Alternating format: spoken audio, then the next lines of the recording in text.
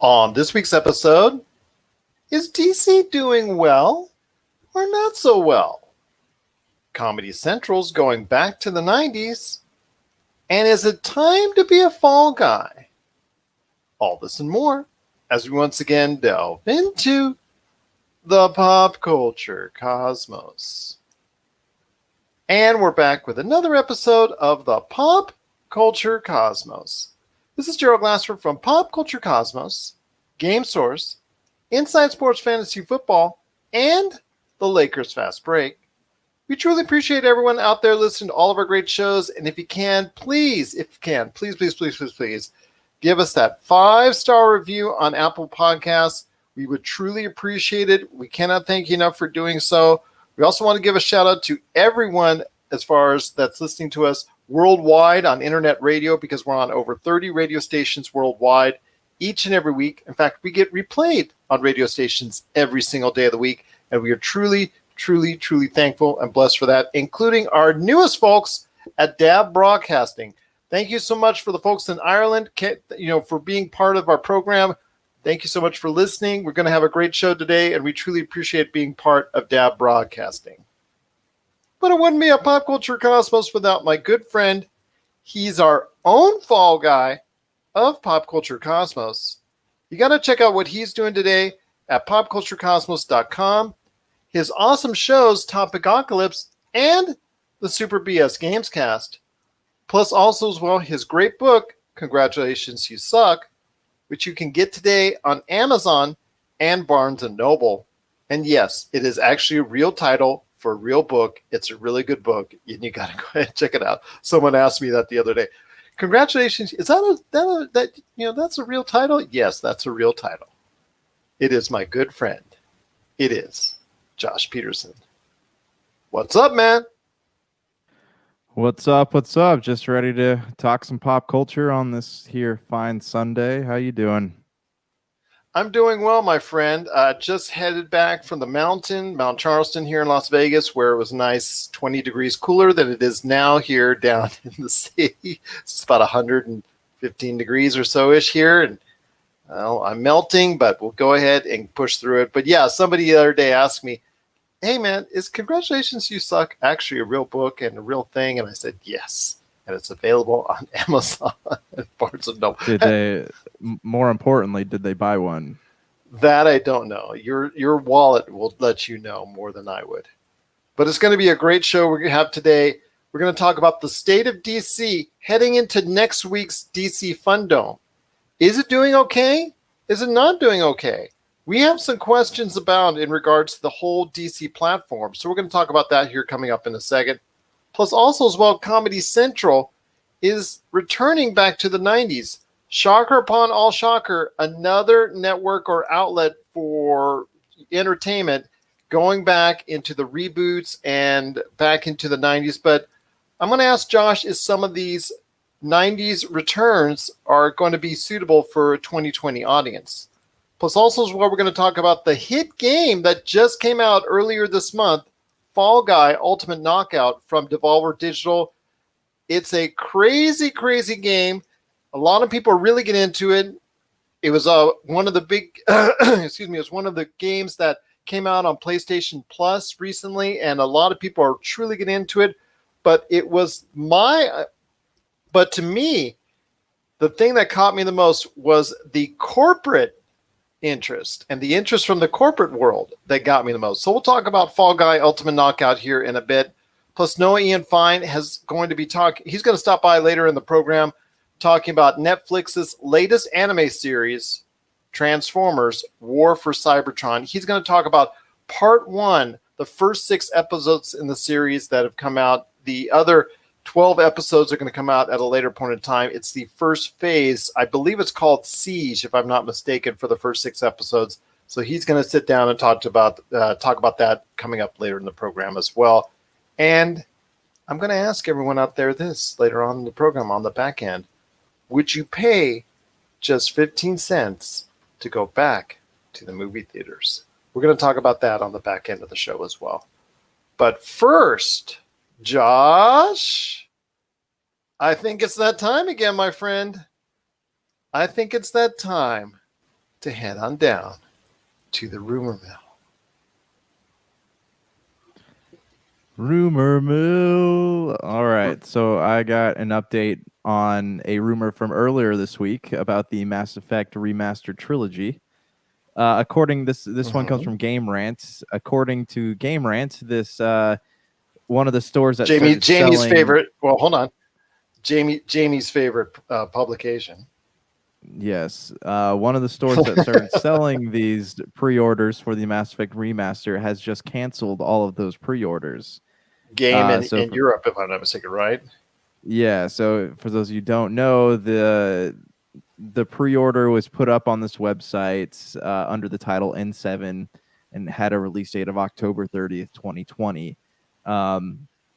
Now that if you pre-ordered the game, you received an email that stated there had been a communication error and the game does not exist. So this is leading many to speculate that the game does in fact exist, but this store is just trying to cover up the massive mistake they made, because Mass Effect is a pretty dang big game, and if they messed up with their release date, that's pretty, not release date, but I mean with their pre-orders going live, they revealed a pretty big thing, and I don't imagine EA is happy about that. Or it could just be a matter of it not existing. But that also leads me to wonder, why would there be something? Why would that pop up anyways? So I don't know. At this point, it's all hearsay still until something is announced. But that is the update on the Mass Effect remastered trilogy. I want to ask you this: did you see what the date that was speculated by Game? I mean, this is for the European audience, so it may be different from what it would have been for U.S. audience, but right around the same time. I think it was October 20th, if I'm not mistaken. It was supposed to be released, according to Game Rant. This article was released a day ago. It was supposed to be released on October 30th. So, well, my bad. Yeah, but I mean that's in the UK, so I don't know. It might have been different for a US release, but which could be 10 days earlier, but I don't know. But I mean, I'm still hopeful. What about you? Are you hoping this rumor comes to light? If not now, eventually? Dude, how long have we been doing this show? Forever. Yes. Good answer. Right off the cuff there. Can you take a look behind me and see what you see? I've got Mass Effect to the right of me. I got Mass Effect to the left of me. Yeah, you could say I could be a little bit excited if a Mass Effect trilogy enhanced remastered comes out. You and I have spoken before that if a Mass Effect trilogy is announced, it would be one of the few times in my life where I would just say, take my money, please. Just have it here. There you go. Fully. I know I talked about the Nintendo reboots and whatnot, but this would be an easier, faster sell for me. And this is just, I think, for you as well. It's just a matter of how much of the narrative EA actually wants to control. I mean, this to you and I has been a no-brainer for quite some time. And the fact is that they haven't done it is kind of head-scratching, to say the least.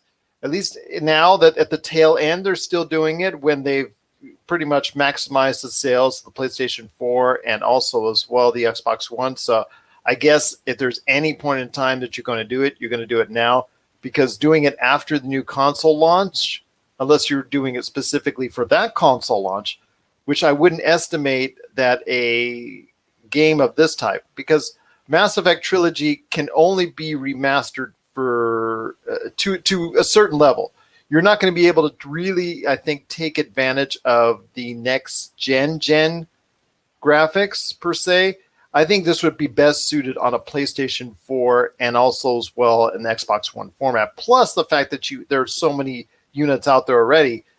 Selling it just to a PlayStation 5, Xbox Series X audience would be kind of a missed opportunity, because, like, again, you have this already saturated audience that's already really ready and willing to buy a Mass Effect trilogy. I mean, I've talked to so many people outside of yourself that are so excited for it. I mean, still, even to this day, it has a large audience. I go to Mass Effects groups on Facebook, and there's still tens of thousands of people still wanting to be a part of this universe. It's a missed opportunity, even with Andromeda.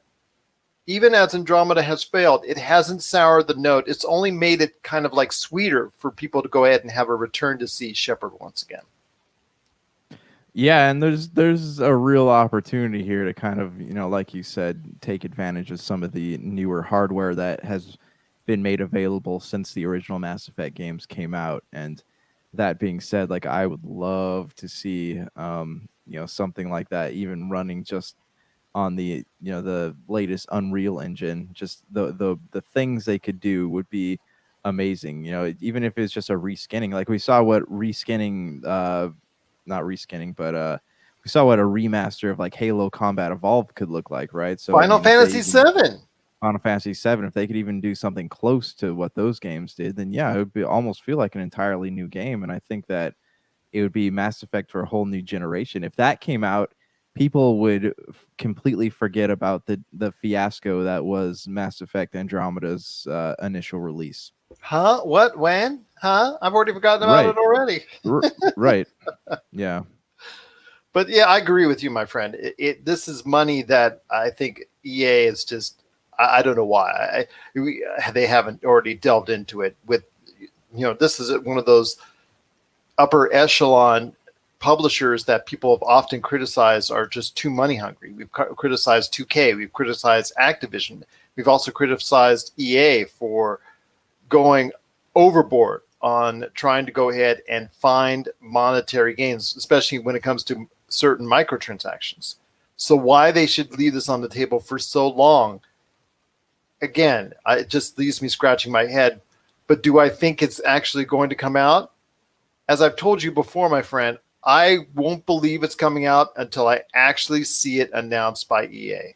So this could be something, again, where EA has missed the mark again because they've done it so long. They just have not paid attention to what the fans want for so long in regards to Mass Effect. So I don't believe that a Mass Effect trilogy is coming out until I actually see it physically. I'm hoping, but I've held out hope for so long. I'm just not sure it's going to happen. Well, here's the thing. All the rumors on all the sites point to a suggestive announcement of at some point this week, this coming week. So That's what I you guess said.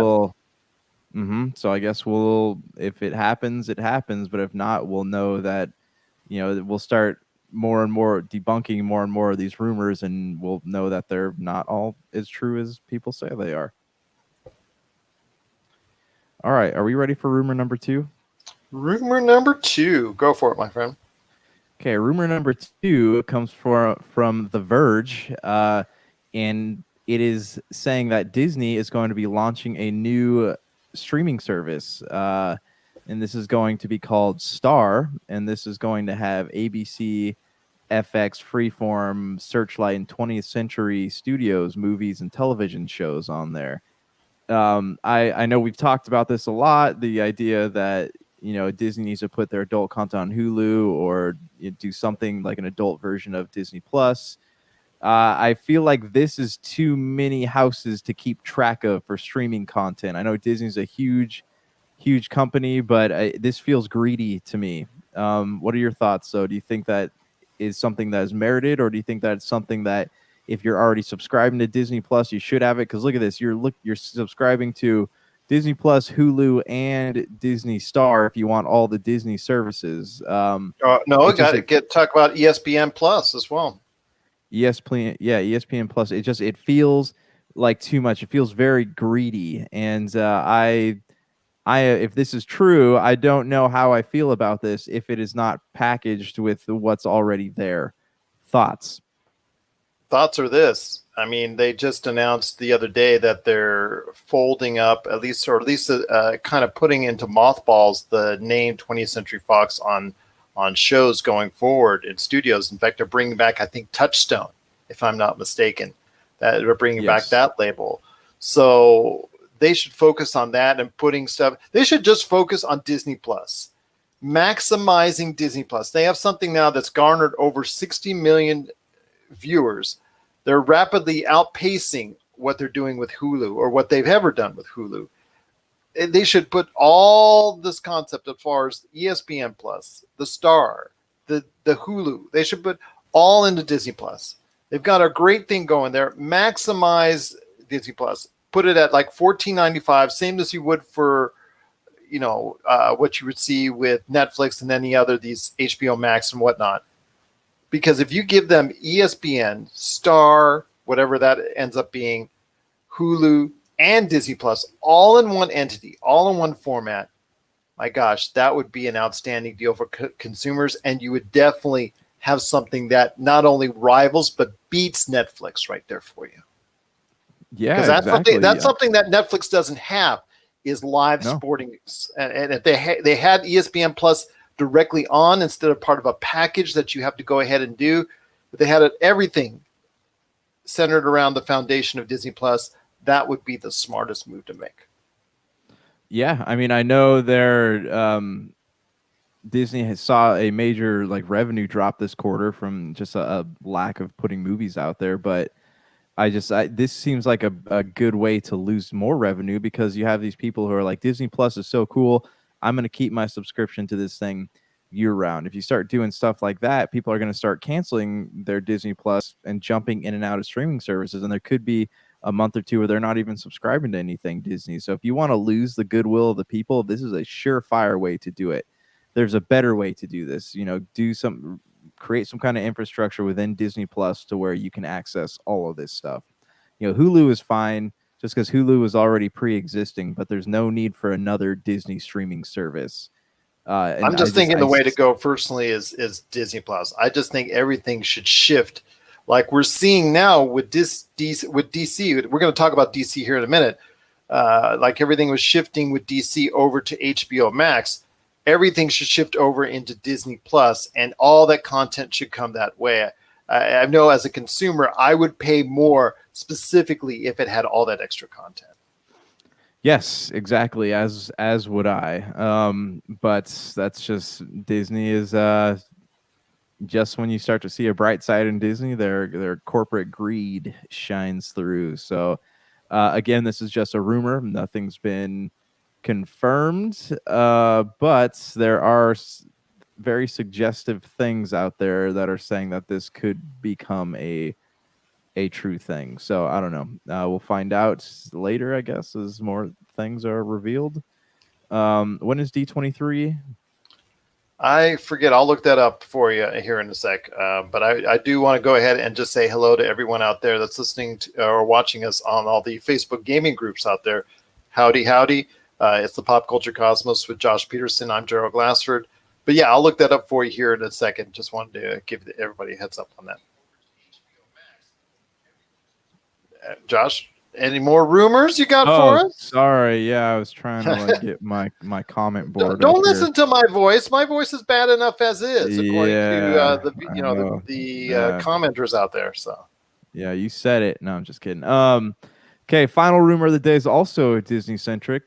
Disney is reportedly abandoning physical 4K releases for live action, and this is leading many to speculate that Disney is going to be discontinuing physical releases in general. So I don't know what the truth is behind this. I don't see this being a great move for them because there is a lot of collectability to physical copies still, especially in the realm of Star Wars and Marvel. But as a huge fan of physical media and someone who will not go into the digital future quietly, I see this as being a very bad idea.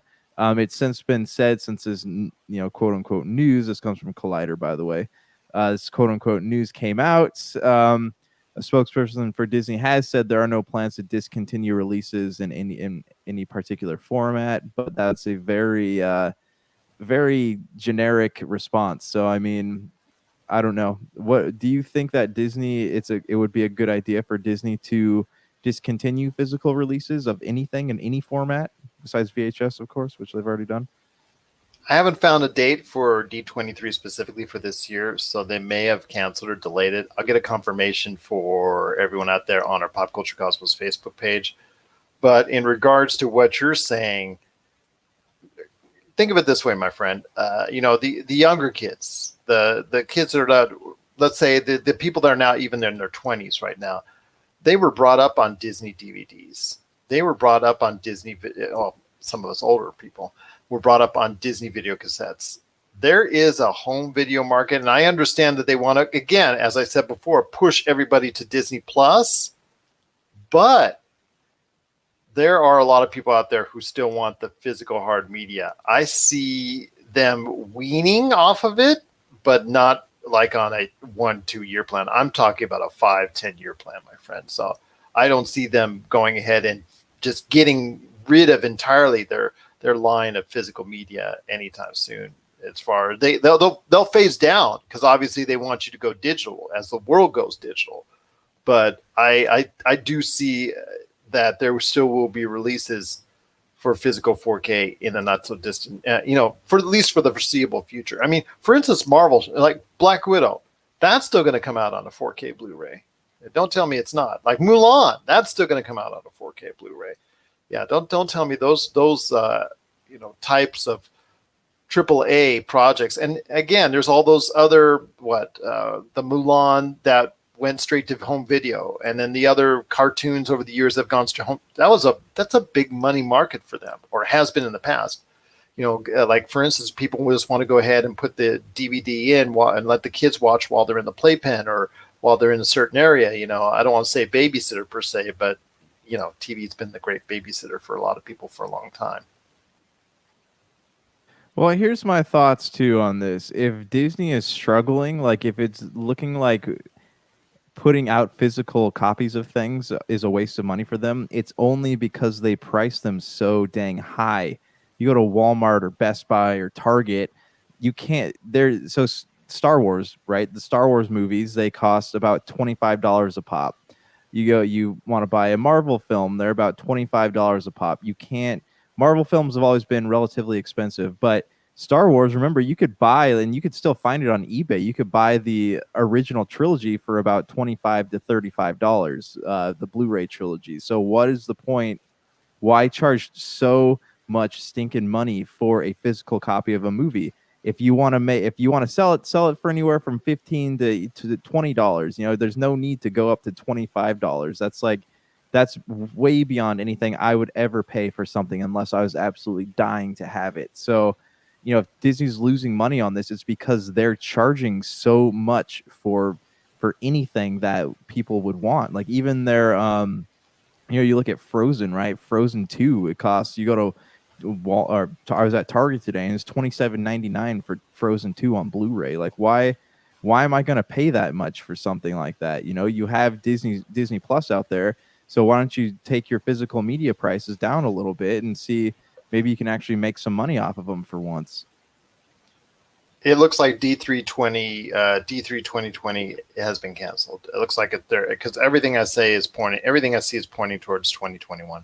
So just FYI. But yeah, man, it just, like I said, at this point in time, why would you want to give up that kind of revenue, especially in the state that Disney is in currently with the lost revenue from so many other parts of their, just their whole Disney consortium, all the companies that they own, all the things that they have that are losing money or not being able to be utilized to the fullest because of coronavirus. I don't think anybody in their right mind should think that, at least for the foreseeable future, that Disney would get rid of entirely their 4K Blu-ray options or or DVD options. I think at some point in time they'll phase it out, but there still would be at least some movies headed to physical media for quite some time. Good. Well, that wraps things up here on Rumor Streets. What's next on the agenda? All right, my friend. Well, before we go ahead and head over to talk to our good friend Noah Ian Fine on Transformers War for Cybertron on Netflix and gives us the update on the first 6 episodes, want to go ahead and talk to you about the state of DC real quick, my friend, because yes, we know DC Fundome is coming about a week from today. In fact, you and I will, when we record, we're going to have to figure out when we're going to record because there's going to be a lot of news coming as we record, before we record, and possibly even after we record. So we may have to go ahead and put in a filler and figure out how we're going to do things on that so everybody gets the Monday update. But I want to go ahead and talk to you about this. On the movie side and TV side, things are looking, I guess, okay, and in some cases, pretty good.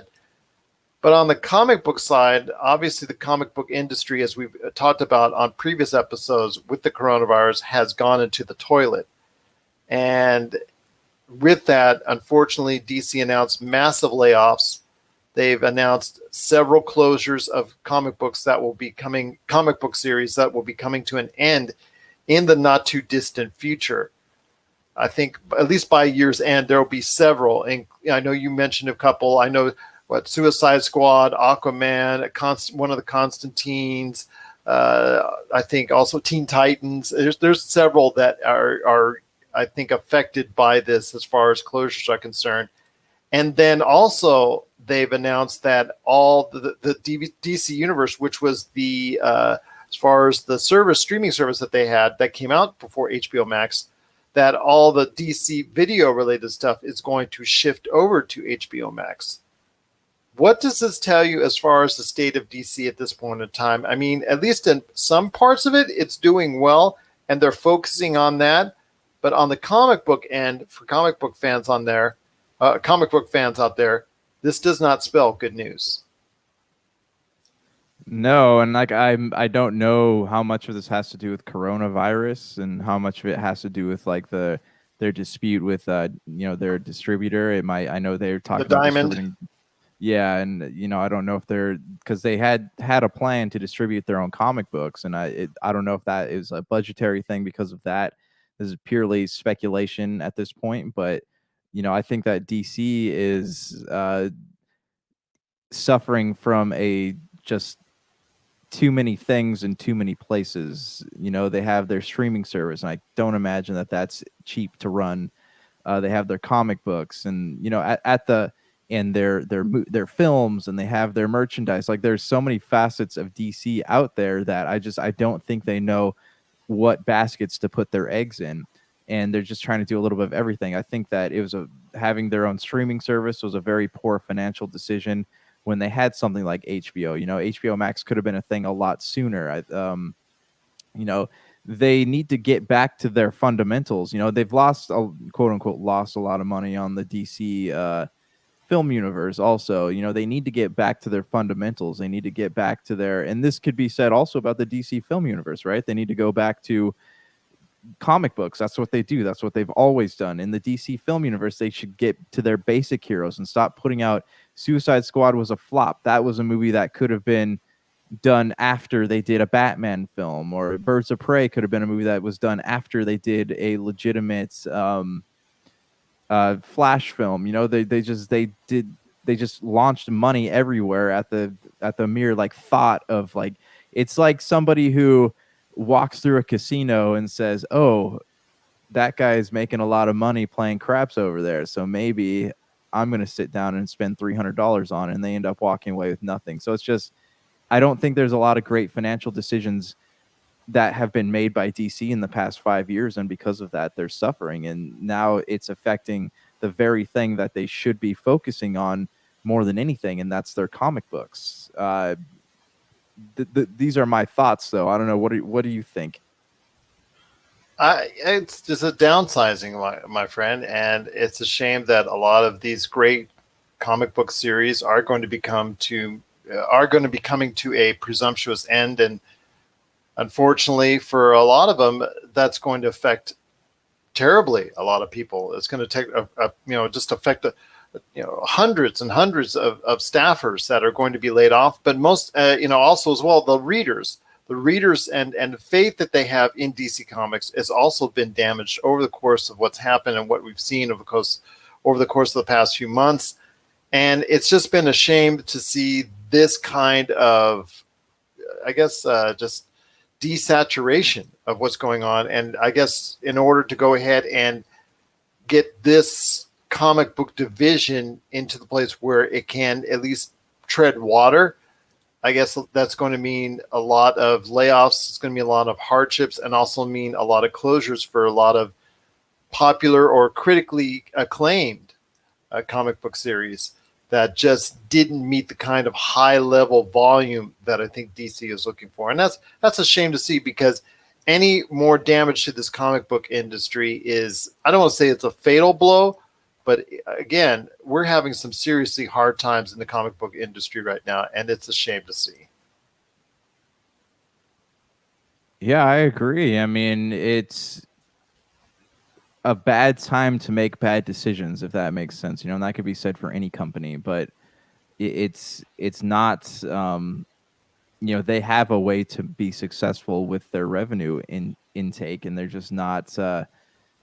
They're not really seizing that opportunity. They're being forced to close down what they're good at, and I think that that's going to be harmful in the very long run. Again, like, think about it, this DC streaming service is has been nothing but a boon to them, and they just continue to pump money, and now it's finally just going to die. And how much money do you think they lost on that? Like, that money could have been used to maybe not have to cancel these comic books.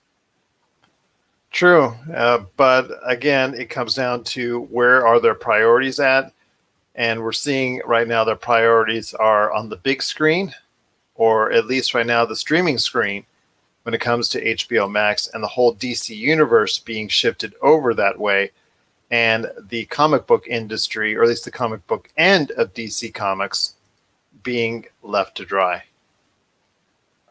What are your thoughts out there on DC Universe as far as the product itself now being hampered quite a bit by all the video and films and whatnot being shifted over to HBO Max, and also as well the number of comics that are going to be discontinued by the end of the year because of what's going on with this DC shakeup?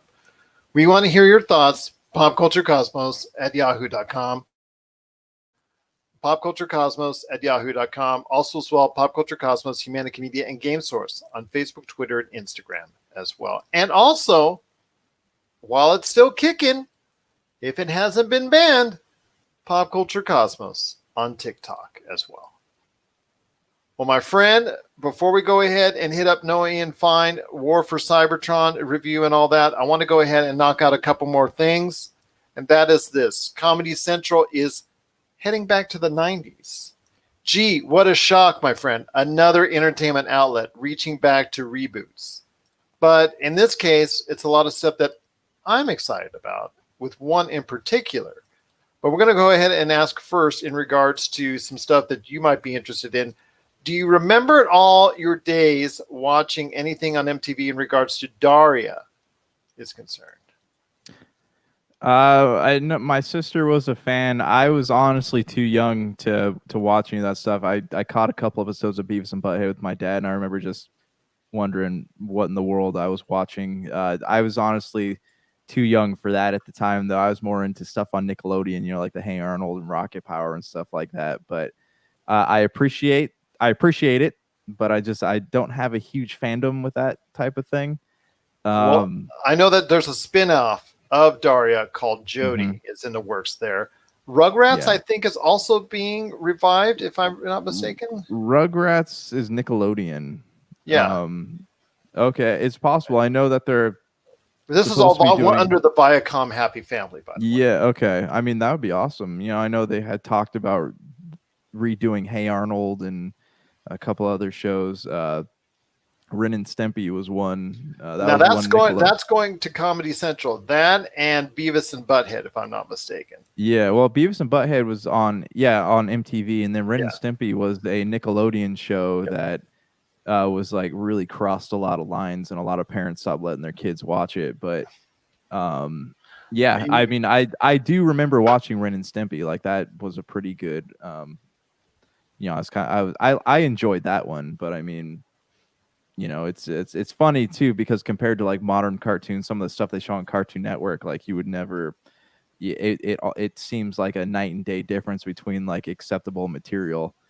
But and that's something I want to ask you, because Ren and Stimpy is going to be rebooted without the original creator, and I'll get to that in a second, as far as the original creator is concerned. But the Ren and Stimpy, which was one of my favorites, and actually probably my favorite of any of these shows that came out as far as early 90s adult themed cartoons.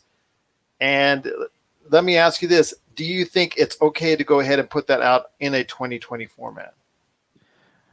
There's a lot of things involving this topic that you and I like disagree on, but I guess it depends on how it's done. You know, like people these days get offended at everything. You know, you can't even like go out in public and sneeze without somebody getting. I mean, I guess even now it's worse because of coronavirus, but like you can't do. People are so offended and like just waiting to point the finger. Oh, he said this, she said that. You know, it's like it's whatever makes people relevant. You know, if they complain about something and it makes them relevant, they will complain about it. You know, people need to complain, and that's human nature, I guess, is in 2020. But they'd have to be really careful because like this, the shows as they were not acceptable. They were not. Look at Rugrats, right? The doctor's name was Dr. Lipschitz. Like you can't do stuff like that. You know, it's a lot of the stuff from the 90s is very suggestive. Like even the Disney stuff has a lot of subliminal messaging in there, and like that was, if that stuff were to play today, it would be not banned, but I mean it would be scrutinized. And I think that this is setting up a lot of possibilities for things that they might regret. I mean, I hope that it honestly, if it is successful and they are able to stick to what they do best, it would show a lot of hypocrisy within society. But I don't know, man. I'd be okay with that, I guess. But what are your thoughts? If it gets rebooted, as it is going to be rebooted, as far as the Ren and Stimpy is concerned, it's not going to be the Ren and Stimpy that I was in love with way back then in the early '90s. First off, I mean, Stimpy's, I mean, Ren's abusive nature to Stimpy. First off, I don't think he's going to be as abusive as he was in the '90s cartoons. I think, like you said, a lot of the culture out there would not appreciate the way that Ren and Stimpy interacted with each other in the past if that was brought back into that format. Now I think it's going to be modernized. I think it's going to be maybe toned down, which is probably one of the main reasons why they didn't want the original creator of it, John Crickfalusi, who is the subject of a new documentary that just came out this past weekend, Happy Happy Joy Joy, the Ren and Stimpy story. So if you want to check that out and find out more about the backstory behind the Ren and Stimpy story, which is one of the most successful of all these adult themed cartoons of the early '90s, and unfortunately, due to a lot of back behind the scenes stuff, it unfortunately died a premature death. Got a small rebirth on Spike, and unfortunately, just never really kind of, got out of that funk because of the issues that John Crickfalusi, as the creator, had with the studios and vice versa, and it just really devolved from there, and unfortunately meant the demise of Ren and Stimpy itself. And he is not going to be a part of this, from the best of my knowledge of what I'm able to see. And with that, it means that it's probably going to be a toned down 2020 version of Ren and Stimpy. And I'm going to be honest with you, Josh, I'm not sure it's going to be that effective as a cartoon, and I'm not sure it's going to remain as loved as what I once knew in our previous version. Yeah, I Same thing agree. with Like, I honestly, same thing with Beavis and Butthead. yeah, I don't have any interest in seeing a toned down version because that comedy, that like boldness that they had, is what made those shows so special and controversial for the time. Like, and if you did that today, and this goes back to something I have, we talked with people about, like the same people that are pointing out what James Gunn did on, his Twitter feeds, or what so and so did, all these celebrities pointing these things out, are the same ones that will sit and watch every episode of South Park. So like it's a very weird market, and like putting something like that out seems like walking on glass. Like you just can't predict what's going to happen. I I think wish I because could, South but Park has stayed consistent. They've been there every year. I think because they've consistently ran, that people are willing to let things slide on that show more than other shows. Let's say like a Ren and Stimpy that's coming back because it's something that's new, it's something that's popping out to them, as far as for a lot of these people that didn't see it before. I think when it comes to South Park, people have come to know and come to expect what to expect from South Park because it's been there every year. and it's been the same thing every year in front of your face. Yeah, I mean, I get that, and I agree, but I also think that like it is incredibly hypocritical to say this person can do this, but this person can't do the same thing that that person did because that's offensive. Like it feels very gray to me. Oh, I didn't say it was right or I didn't say it was wrong. I didn't say I disagree with you on that. Certainly, I I mean, do I want to see a Ren and Stimpy reboot? I'd love to see one. Do I want to see a toned down Ren and Stimpy? No, because I don't think it will give me the same charm and memories and fondness of it as I did with the early '90s series. I think that it was just so off the wall, and unfortunately, I took it. Well, for better or for worse, I took it for what it was. I didn't put any seriousness as far as the way they interacted with each other. I didn't see any type of issues or concerns that a lot of people would have seeing it today.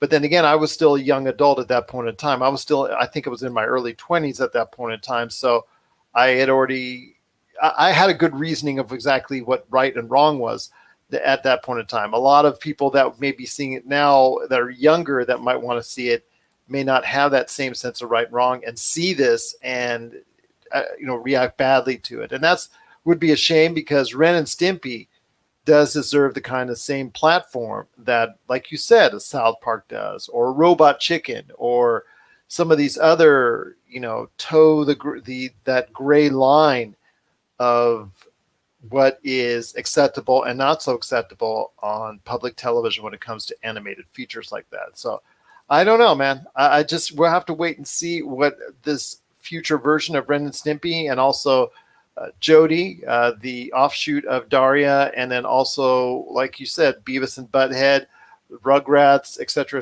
when all these 90s animated shows come to Nickelodeon and Comedy Central and possibly even MTV. MTV may get some of this as well because, like I said, it's all under that Viacom umbrella. So I'm interested to see where this lies at, but you're at least going to give it a try, aren't you? Yeah, of course. I mean, these are cartoons that I am curious about, and I have grown up with a couple of them. So yeah, I mean, I'm more than happy to sit down and give them a try. I just like I would hope that they wouldn't lose what makes them special just to appease a bunch of people that can barely, tolerate their own names. This is true, my friend. But yes, I'm looking forward to seeing some of these 90s reboots, just like we were looking forward to seeing some of these 80s reboots and some of these early 2000 reboots. Again, it comes down to the point where we're going to have to be more tolerant of these streaming services, of these cable networks, of these television networks, and realize, you know what, they're just going to try and reboot everything that was even mildly successful and just bring that back to the screen. And we're either going to like it or not like it. And it's just up to us. But original items, original IPs, original things that are made for the screen are not, it's not going to be, I mean, we're seeing it less and less because of the reliance on these reboots, but that's just going to be a way of life because, like Josh and I said, it's all about money. And to these companies, to these networks, to these streaming services, going with something that was successful before seems to be a safer way out on most occasions. Yeah. I mean, I agree, and I see the thinking there. It makes me sad. Not really anything I can do about it. What are your thoughts out there on Comedy Central going back to the '90s to bring back hit shows, including a revamped Ren and Stimpy on the way? We'd love to hear your thoughts. popculturecosmos@yahoo.com. Also, as well, Pop Culture Cosmos, Humanic Media, and Game Source on Facebook, Twitter, and Instagram as well. Plus, if you can also, as well, everybody out there, you want to send us some Facebook gaming stars, shoot them our way right here at the Pop Culture Cosmos.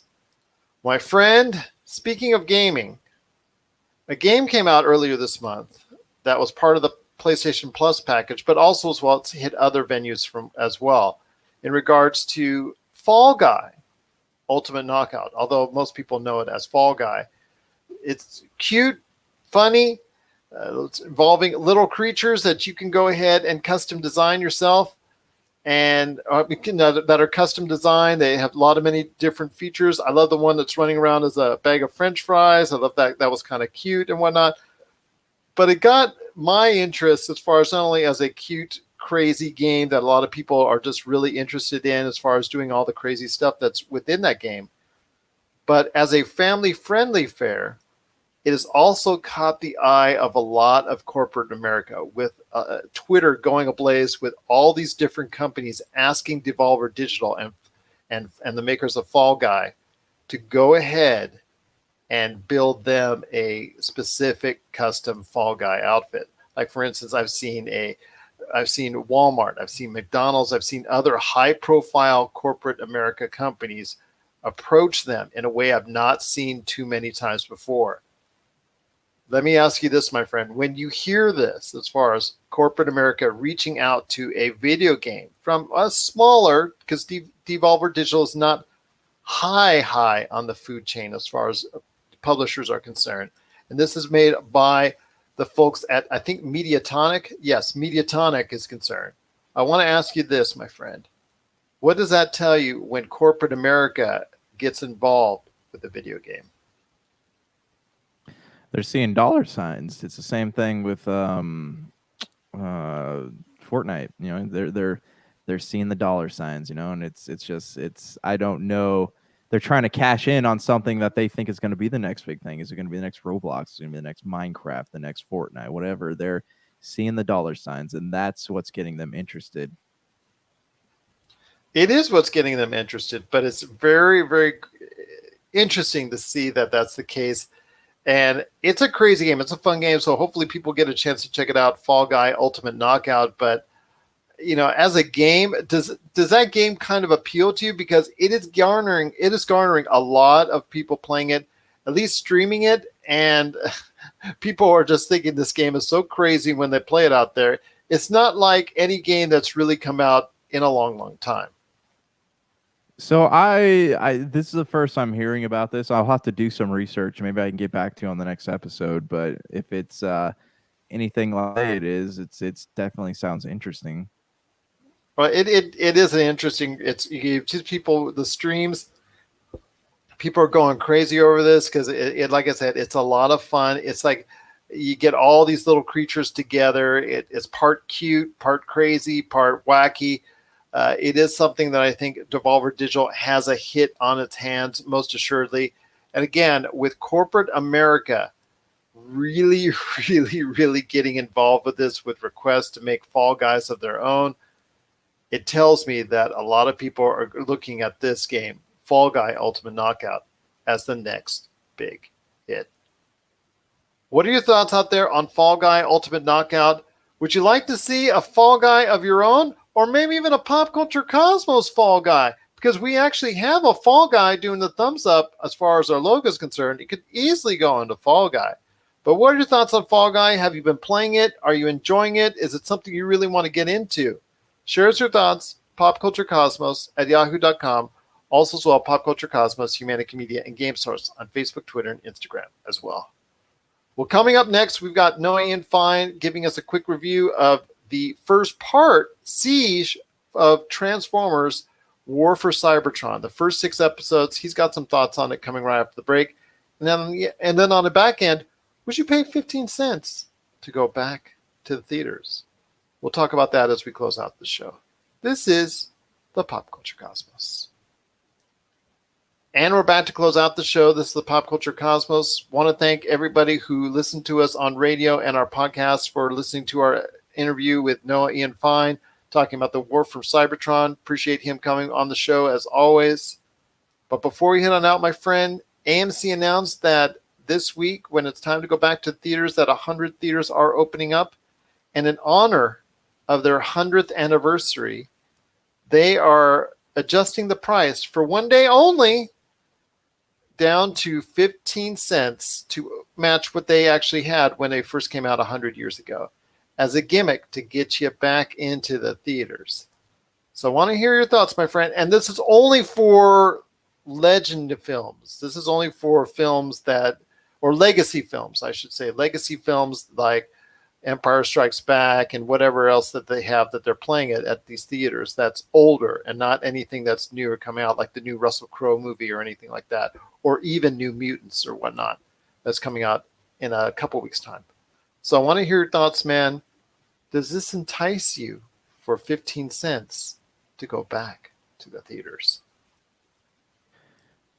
Yeah, I'll be honest. No, I mean, I think it's a cool gimmick, but just considering the circumstances that like I could sit at home and watch Empire Strikes Back on my couch and be comfortable. So why am I going to go to a movie theater and watch it while I have to have a face mask on and just kind of suck in my own juices for 2.5 hours? I think it's a cool gimmick. Again, I just no. If it was a newer movie like Tenet or New Mutants or something, I haven't seen them. Maybe, yeah, I'd probably be interested in it, but I wouldn't want to have that just to watch Jurassic Park or Star Wars or something like that, because I'd be more comfortable watching it at home on the 65-inch TV I have hanging in my living room.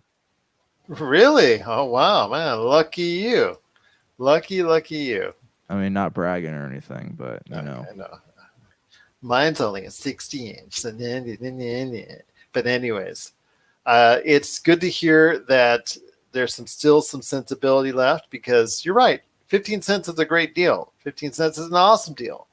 But it is for legacy films, and to go there and put on a mask and, as you put it, suck in your own juices for 2 hours. I like the way you phrase that. And to go ahead and put yourself at risk like that, because you are, still into this climate. It's, to me, it's not worth it. The 15 cents is a nice gimmick, and it's tempting, and it's going to be tempting to some people. But for a lot of people out there like you and I, it's just not worth it. I think we'll just stay home with our 60 to 65-inch TVs and see where we can go from there. What are your thoughts out there on the AMC promotion that's coming up this week? 15 cents on its day, on the day that they're going back to on the day that they're opening up. 100 theaters, 15 cents. It's available online right now. You can purchase it off their website, AMC Theaters and all that. Are you interested in going back to the theaters for only 15 cents? We'd love to hear your thoughts. popculturecosmos@yahoo.com. Plus also as well, Pop Culture Cosmos, Humanica Media, and Game Source on Facebook, Twitter, and Instagram as well. Well, my friend, it's been a great episode. I do want to mention on our Friday show, we will have an interview with special effects legend Kevin Pike, who has been a special effects supervisor or part of the department, or just basically a special effects guru on over 150 different projects, including some of the most memorable things in pop culture, including Star Trek II Wrath of Khan, Back to the Future, and so much more. We talk about a lot of things. I know on our upcoming interview, you'll be surprised to hear what some of the things he says as far as what he would like people to ask him or more about and whatnot. And plus also his thoughts on where the industry is going. So I'm looking forward to going ahead and having you listen to Kevin Pike, special effects guru, coming up on our Friday program. So I'm looking forward to that. Plus, Josh and I will be covering the latest news and trends in pop culture. Check us out on our Facebook page, Pop Culture Cosmos, at Pop Culture Cosmo, Twitter, and so much more. But Josh, so many good things out there in pop culture coming up. DC, we're talking about more Xbox and stuff maybe on the future, PlayStation stuff in the future, more news coming out very soon. Any last thoughts on the way out? No, I think we covered it. Yeah, a lot of great stuff coming out. If you guys hear any rumors, please send us an email, popculturecosmos@yahoo.com. I'd love to dig more into that. But yeah, thanks for tuning in. Thanks for tuning in as well. I know a lot of people have asked about possibly a Patreon account for us, so we're looking into that aspect, maybe even adding that on at a future date. Plus, also as well, want to go ahead and give everybody heads up. Inside Sports Fantasy Football with myself and Chris Ardieri. That's coming back to the airwaves this week. And, of course, with the NBA playoffs here, everybody should check out the latest episodes of Lakers Fast Break, including my interview with the Lakerholics team at Lakerholics.com, And also Rafael Barlow from NBA Draft Junkies as well, previewing the NBA playoffs. So for Josh Peterson, this is Gerald Glassford. It's a beautiful day in paradise right here in the pop culture cosmos. We thank you for listening. And here's hoping you have yourself a great day.